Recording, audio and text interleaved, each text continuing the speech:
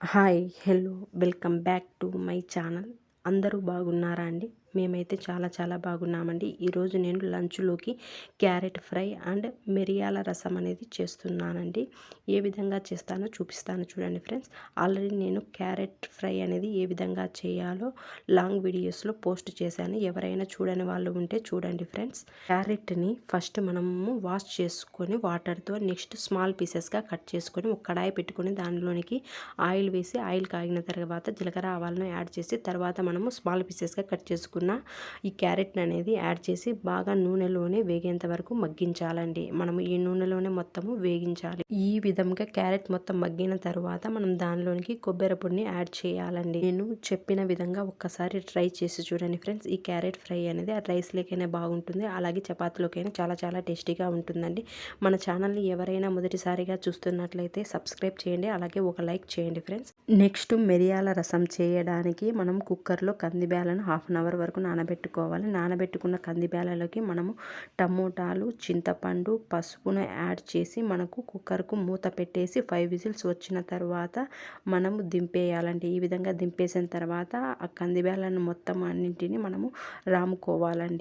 ఎప్పుడైనా సరే కందిబ్యాలనైనా రైస్నైనా సరే హాఫ్ అన్ అవర్ వరకు నానబెట్టుకొని చేసుకుంటే మనకు వంట అనేది తొందరగా అవుతుందండి. 5 విజిల్స్ వచ్చేసాయండి. కుక్కర్ను దించేసాను. నెక్స్ట్ ఏమో ఇక్కడ అనేది క్యారెట్ అనేది మగ్గిపోయిందండి. మగ్గిపోయిన క్యారెట్ లేకి నేను కొబ్బరి పొడిని యాడ్ చేసుకుంటున్నాను. ఇది కూడా దించేస్తానండి. నెక్స్ట్ ఏమో అక్కడ రైస్ను కూడా పెట్టానండి. రైస్ను కూడా నేను నానబెట్టుకొని చేసుకుంటాను ఎప్పుడు చేసినా, కానీ రైస్ లేకి మటుకు నేను ఉప్పును యాడ్ చేయనండి. మిరియాల రసం అని దీనిని ఎందుకు అంటారంటే దీనిలోనికి మిరియాలు, జీలకర్రను బాగా వేయించుకొని మనము దీనిలోనికి పొడి చేసుకొని వేసుకుంటాము కాబట్టి దీనికి మిరియాల రసం అని పేరు వచ్చిందండి.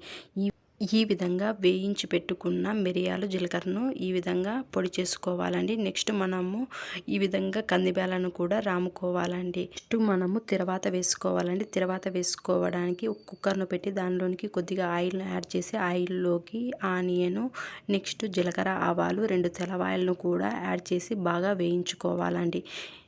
ఈ మిరియాల రసం అనేది మీకు జలుబు, దగ్గు ఉన్నప్పుడు మీరు తయారు చేసుకొని తింటే మీకు జలుబు, దగ్గు అనేది తగ్గుముఖం పడుతుందండి. ఒక్కసారి మీరు ట్రై చేసి చూడండి. మామూలు రసం కన్నా ఇది చాలా టేస్టీగా ఉంటుందండి.